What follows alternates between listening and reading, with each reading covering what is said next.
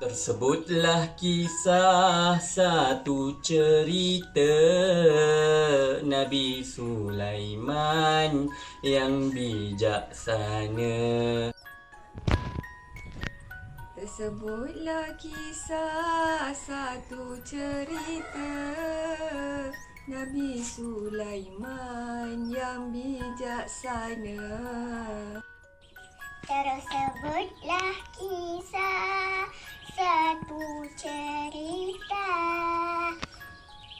Nabi Sulaiman yang bijaksana.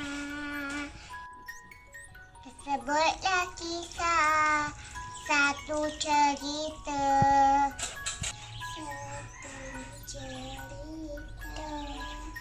bangsa. Mak! Awak! Nabi Sulaiman.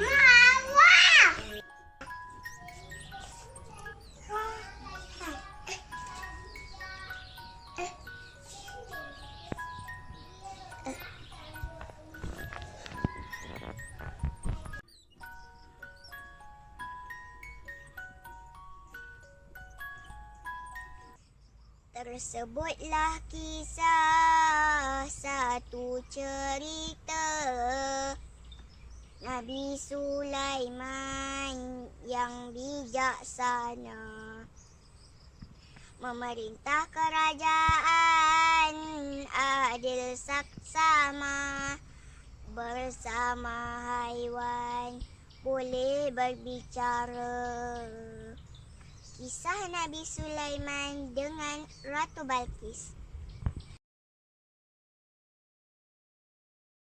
Yang saya hormati ibu bapa, guru-guru dan rakan-rakan seperjuangan sekalian. Rakan-rakan sekalian, pada suatu hari sedang Nabi Sulaiman memeriksa bala tenteranya. Baginda mendapati burung hut-hut tiada. Ketiadaan burung hut-hut menimbulkan kemarahan Sulaiman. Mengapa aku tidak melihat burung hut-hut? Apakah dia termasuk di kalangan mereka yang ingkar? Nabi Sulaiman alaihissalam bertanya, sesungguhnya aku akan menghukum hut-hut itu dengan hukuman yang keras. Malah aku tidak teragak-agak untuk menyembelihnya, kecuali jika hut-hut mendatangkan penjelasan yang kukuh. Begitu sekali kemarahan baginda.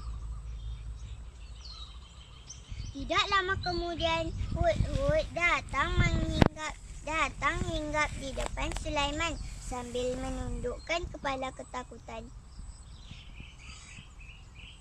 Aku telah terbang dan bertemu sesuatu yang sangat penting untuk diberitahu kepada Tuan.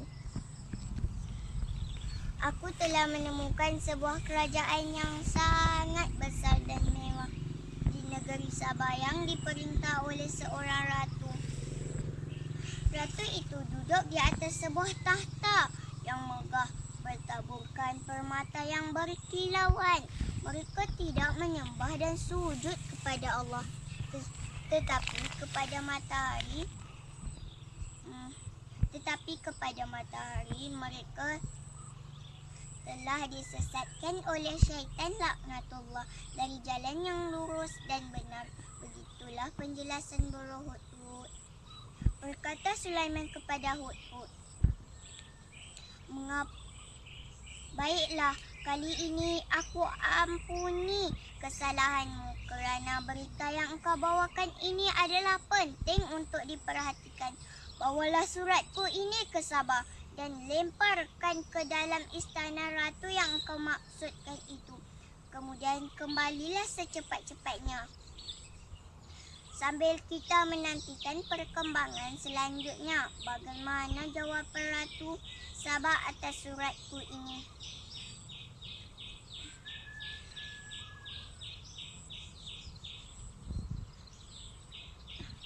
Hut-hut terbang kembali menuju Sabah dan melempar surat Nabi Sulaiman di depan Ratu Balqis yang sedang duduk dengan megah di atas tahtanya.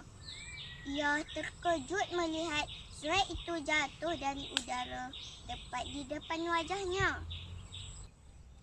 Kemudian diambil surat itu oleh ratu, dibuka dan dibaca isinya yang berbunyi, A'udzubillahi minasyaitonirrajim.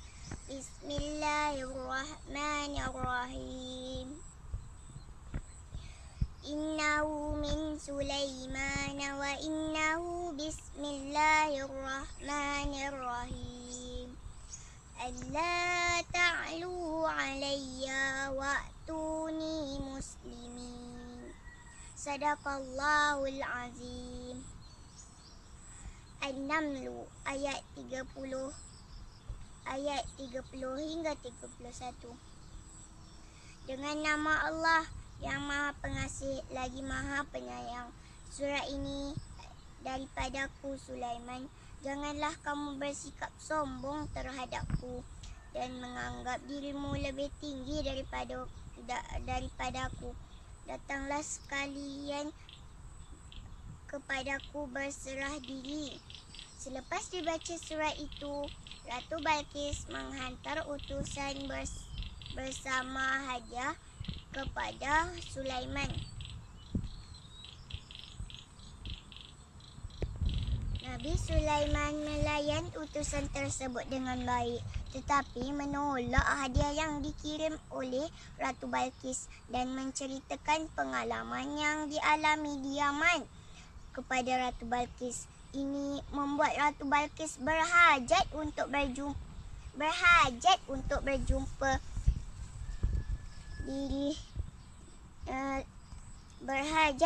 berjumpa sendiri dengan Nabi Sulaiman. Nabi Sulaiman memerintah tenteranya yang terdiri daripada manusia, haiwan dan jin untuk bersedia menyambut kedatangan Ratu Balqis. Beliau memerintahkan Ifrit supaya membawa singgasana Ratu Balqis ke istananya. Apabila Ratu Balqis tiba, Sulaiman bertanya, "Seperti inikah singgasanamu?" Dijawab Ratu Balqis, "Ya, memang sama seperti singgasanaku." Ratu Balqis dipersilakan masuk ke dalam istana Nabi Sulaiman. Namun ketika berjalan, Ratu Balqis terpedaya kerana menyangka air pada lantai istana Nabi Sulaiman sehingga mengelak kainnya.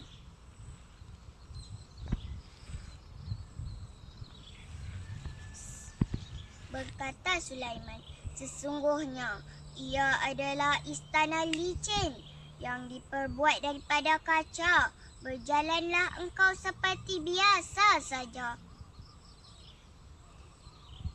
Tuhanku, aku telah lama tersesat dan berpaling daripadamu sehingga terjatuh dari cahaya dan rahmatmu. Ampunilah aku.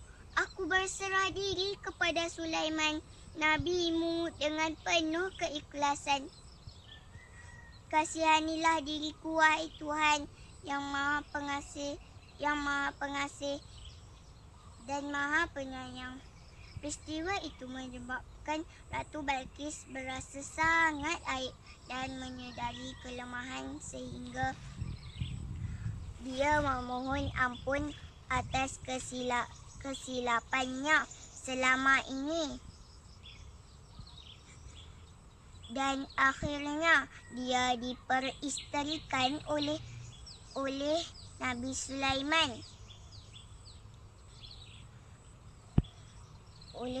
Sulaiman. Hiduplah mereka dengan bahagia sekali. Kebijaksanaan Sulaiman telah merubahi sekeping hati. Akhirnya Balqis akur jua dengan kelemahannya. Pengajaran dari cerita ini ialah pertama, kita hendaklah beriman kepada Allah.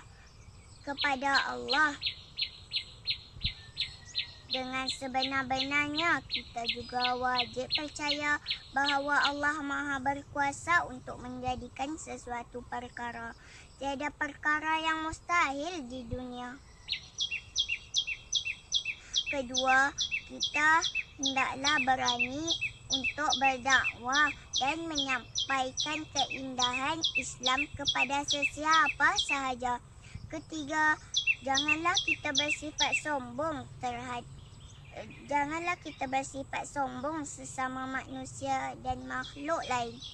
Saya akhiri cerita saya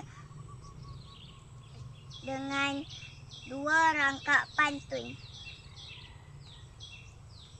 Indah sungguh kalam Tuhan, seindah embun di pagi hari. Kisah Nabi Sulaiman. Kisah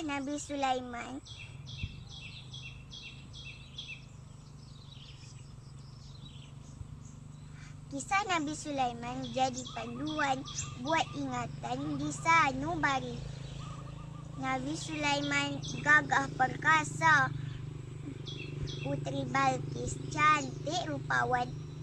Sembahlah Allah yang Maha Esa agar hidup tenang dan aman. Sekian, terima kasih.